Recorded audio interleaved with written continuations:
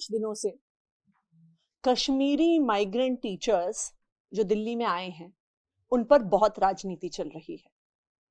उन पर राजनीति चल रही है कि भाजपा वाले कह रहे हैं और अपने फेक रिप्रेजेंटेटिव्स भी टीवी पर बिठा रहे हैं, क्लेम करते हुए कि वो कश्मीरी माइग्रेंट टीचर्स हैं, ये कहते हुए कि अरविंद केजरीवाल जी की सरकार ने कश्मीरी टीचर्स के लिए कुछ नहीं किया।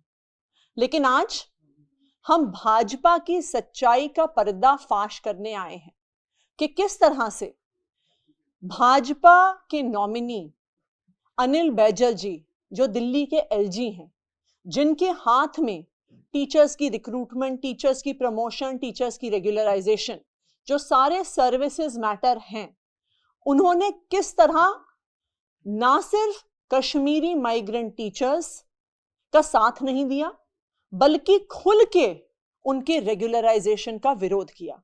और आज ये सारे कागज मैं आपके सामने रखना चाहती हूं। देखिए, जब आम आदमी पार्टी की सरकार बनी तो जो कश्मीरी माइग्रेंट टीचर्स हैं वो दिल्ली के मुख्यमंत्री अरविंद केजरीवाल जी के पास आए, वो दिल्ली के शिक्षा मंत्री मनीष सिसोदिया जी के पास आए और बार बार दिल्ली सरकार ने, दिल्ली की चुनी हुई सरकार ने इस पे निर्णय लिए कि कश्मीरी माइग्रेंट टीचर्स को रेगुलराइज करना चाहिए। लेकिन जब दिल्ली सरकार ये निर्णय लेती है कि टीचर्स को रेगुलराइज करना चाहिए और दिल्ली सरकार हाईकोर्ट में बताती है कि दिल्ली की कैबिनेट ने कश्मीरी माइग्रेंट टीचर्स को रेगुलराइज करने का फैसला लिया है, तो उसके बाद क्या होता है? उसके बाद एलजी साहब एक नोट लिखते हैं फाइल में कि यह सर्विसेज मैटर है और इसको सर्विसेज मैटर के तहत ट्रीट किया जाए, इस पर दिल्ली की चुनी हुई सरकार का कोई भी अधिकार नहीं है। बहुत स्पष्ट तौर से आम आदमी पार्टी की सरकार, अरविंद केजरीवाल जी की सरकार कैबिनेट में डिसीजन लेती है, कोर्ट में बताती है, हाई कोर्ट में, कि हमने इनको रेगुलराइज करने का डिसीजन ले लिया है। तो एलजी साहब उस कैबिनेट के डिसीजन के बाद कहते हैं कि इस पर दिल्ली की चुनी हुई सरकार और अरविंद केजरीवाल जी का कोई हस्तक्षेप नहीं होगा, जो भी निर्णय होगा एलजी ऑफिस द्वारा होगा। उसके बाद एलजी साहब एक नोट लिख के भेजते हैं और ये सारी प्रतियां हम आपको उपलब्ध कराएंगे, जिसमें एलजी साहब, और यहां पे आप देख लीजिए कि इस नोट में अनिल बैजल जी का साइन भी है। तो ये एलजी साहब के किसी अफसर ने नहीं लिखा है, एलजी साहब ने खुद लिखा है और खुद साइन किया है, जो केंद्र सरकार के नुमाइंदे हैं। और उस नोट में मैं आपको पढ़ के सुनाती हूं और मैं इसमें से जो हाईलाइट किया है उसको रीड कर रही हूं। The matter was discussed with officers in the MHA, यानी एलजी साहब ने ये खुद नहीं सिर्फ निर्णय लिया, उन्होंने केंद्र सरकार में मिनिस्ट्री ऑफ होम अफेयर्स से चर्चा की। The matter was discussed with officers concerned in the MHA, Government of India, who deal with relief and rehabilitation issues of J&K migrants. It was informed that there is no special dispensation for regularization of Kashmiri migrant teachers. Since there is no special dispensation for regularization even with Union Government of India, it may not be appropriate to regularize Kashmiri migrant teachers. ये LG साहब ने खुद लिखा है। जब high court की double bench ये फिर से निर्णय दे देती है कि आपको रेगुलराइज करना है, तो फिर एलजी साहब को ये फाइल भेजी जाती है कि हम सुप्रीम कोर्ट में एसएलपी फाइल करेंगे डबल बेंच के निर्णय को चैलेंज करने के लिए। और जब एसएलपी फाइल होती है तो कौन प्रस्तुत होता है दिल्ली सरकार और एलजी साहब की तरफ से? पिंकी आनंद जी। पिंकी आनंद जी जो भाजपा की लीगल सेल की अध्यक्ष हैं, जो भाजपा की प्रवक्ता हैं, जो भाजपा का पक्ष रखने के लिए अक्सर टीवी चैनल्स पर आती हैं। तो आज ये सारे कागजात देख के एक चीज स्पष्ट हो जाती है। कल तक हम ये कह रहे थे कि भाजपा ने, केंद्र सरकार ने कश्मीरी पंडितों के लिए कुछ नहीं किया, लेकिन आज हम उस स्टेटमेंट को मॉडिफाई कर रहे हैं। आज हम ये कह रहे हैं कि पिछले 8 साल में, जब से केंद्र में नरेंद्र मोदी जी की सरकार है, भाजपा ने कश्मीरी पंडितों की रिहैबिलिटेशन का विरोध किया है, उसके खिलाफ काम किया है, उनकी नौकरियां पक्की होने में हर अड़चन डाली है।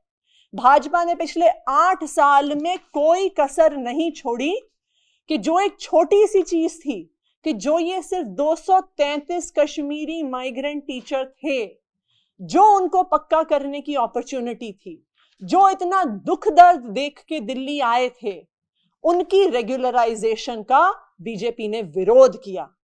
तो ऐसा अब नहीं है कि बीजेपी ने भाजपा शासित अपने एलजी साहब से, ऐसा नहीं है कि उन्होंने कुछ नहीं किया। भाजपा ने कश्मीरी पंडितों के पुनर्वास का, उनके पक्के होने का, उनकी जिंदगियां नॉर्मलाइज करने का विरोध किया। सौरभ जी। हेलो। ये मसला परसों से शुरू हुआ है और आपको बहुत कम लोगों को जानकारी होगी कि कश्मीरी माइग्रेंट्स की ये जो प्रॉब्लम थी, इसको दिल्ली की चुनी हुई सरकार ने सुलझाया था और इसको रेगुलराइज किया, क्योंकि अरविंद केजरीवाल ने इसका कोई ढिंडोरा नहीं पीटा, मनीष सिसोदिया जी ने कोई ढिंडोरा नहीं पीटा कि हमने कश्मीरी माइग्रेंट्स के लिए ये किया। एक साधारण सी बात थी, हमने की, हमारा काम था। ये मामला क्यों आया? ये मामला तब आया जब कश्मीरी माइग्रेंट्स की चर्चा करते हुए अरविंद केजरीवाल जी ने कहा कि हमने 25 साल से भटकते हुए, दर दर की ठोकर खाते हुए कश्मीरी माइग्रेंट्स की समस्या का सलूशन हमने किया। और इसके अवज में भारतीय जनता पार्टी ने क्या किया? उनका आरोप क्या है? उनके 2 आरोप हैं। उनका पहला आरोप यह है कि उन्होंने एक झूठी फेक प्रेस रिलीज तैयार की, फैब्रिकेट की, जिसको करने में मास्टर है। जो एक दिलीप भान नाम के एक आदमी के नाम से प्रेस रिलीज हो गई। गवर्नमेंट स्कूल टीचर्स एसोसिएशन, जिसको इनके मेंबर ऑफ पार्लियामेंट, इनका आईटी सेल और इनके लोगों ने प्रचारित करना शुरू किया कि साहब, गवर्नमेंट टीचर एसोसिएशन जो है कश्मीरियों की, वो कह रही है कि अरविंद केजरीवाल की सरकार ने हमारा कुछ नहीं किया, ये तो कोर्ट ने किया। यही हुआ।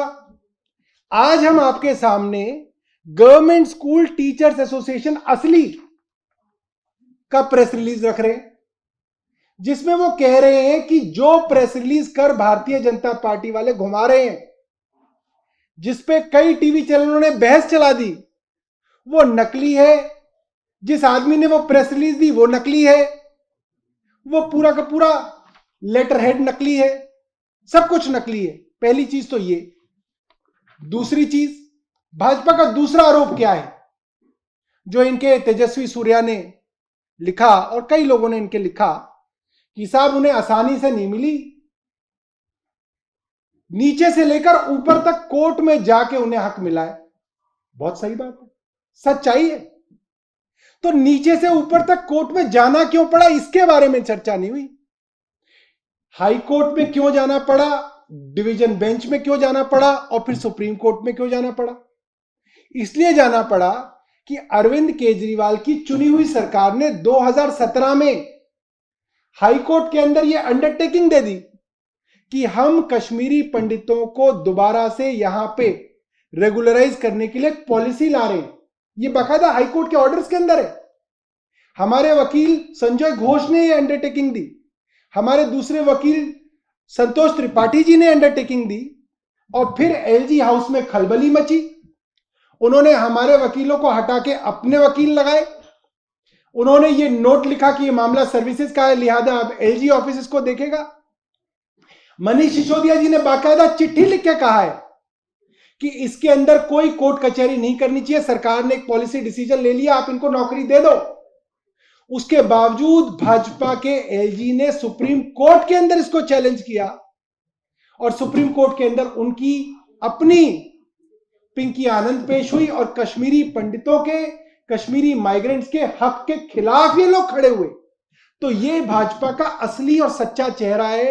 ये लोग इतने झूठे, इतने नालायक, इतने मक्कार तरीके के लोग हैं, इस कॉन्फिडेंस से झूठ बोलते हैं कि कोई भी आदमी इनको देख के हैरान हो जाए कि यार कहीं सच ही तो नहीं बोल रहे।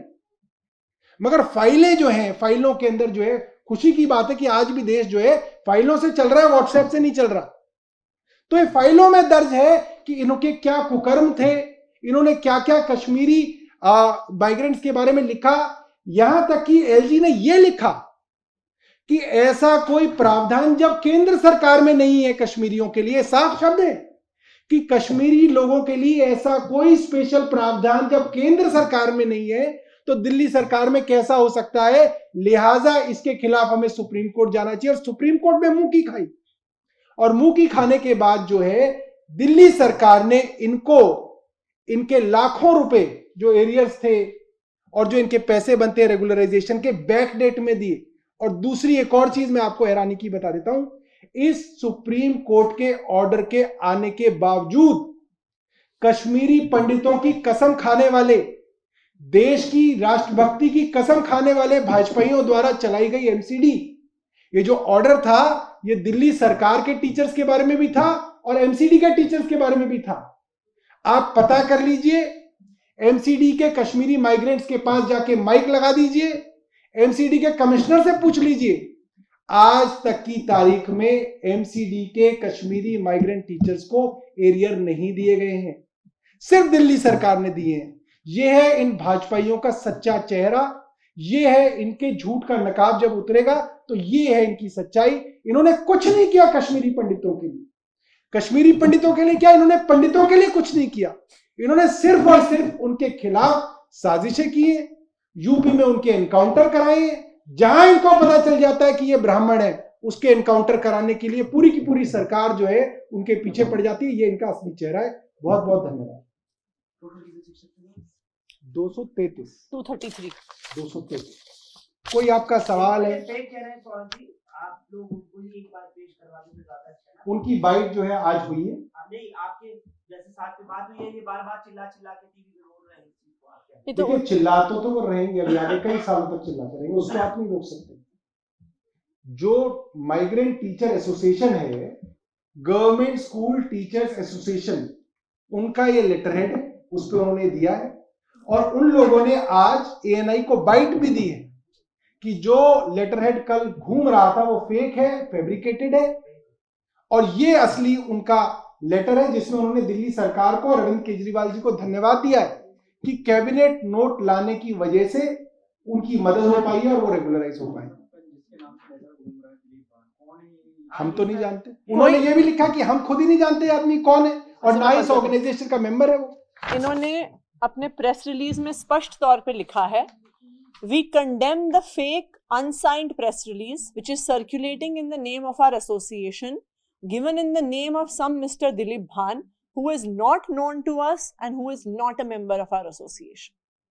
तो ये स्पष्ट तौर पे कह रहे हैं, ये साइंड प्रेस रिलीज है इनके ऑफिस बेयरर्स और मेंबर्स द्वारा, कि ऐसा कोई भी व्यक्ति दिलीप भान के नाम का हमारी एसोसिएशन का मेंबर नहीं है।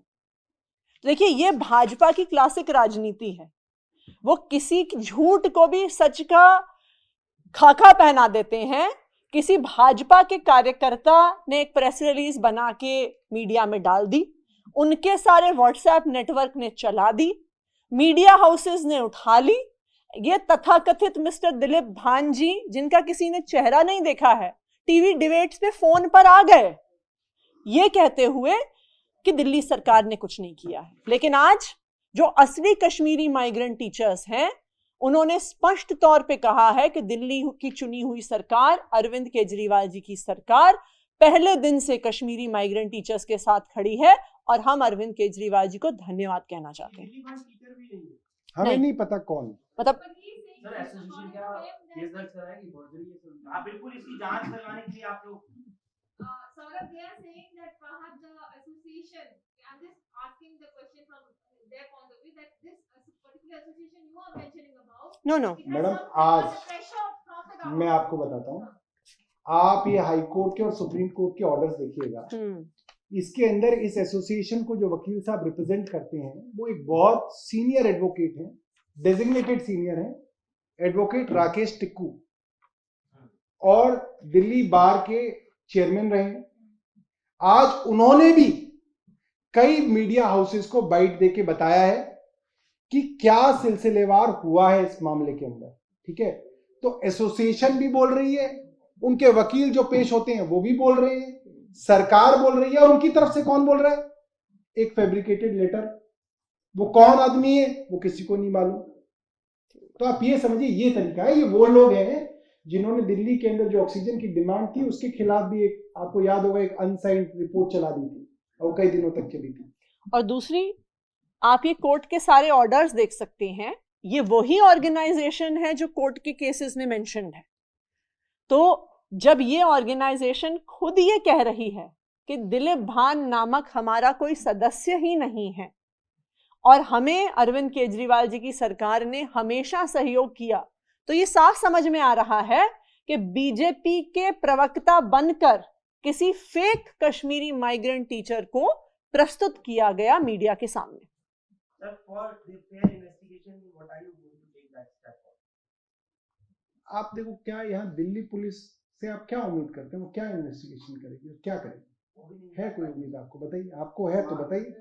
अरे जो कहता है कि गोली मारो सालों को, उसके लिए तो कुछ नहीं करता। लेकिन मेरा यहाँ पे सारे मीडिया के सीनियर सदस्य बैठे हैं।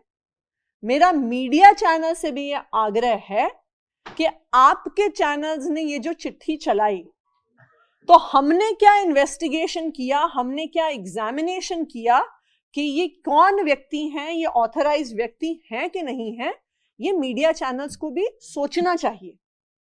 मीडिया चैनल्स को सारा देश देख रहा है। आप पर एक बहुत जिम्मेदारी बनती है कि जो कागजात, जो सूचना आप अपने टीवी चैनल्स पर चलाएं, उसकी जांच और उसकी इन्वेस्टिगेशन करना तो आपकी जिम्मेदारी है। नहीं, सबने नहीं चलाया, किसी ने चलाया। जिसने चलाया उसको पता है, जिन्होंने चलाया वो पता ही है।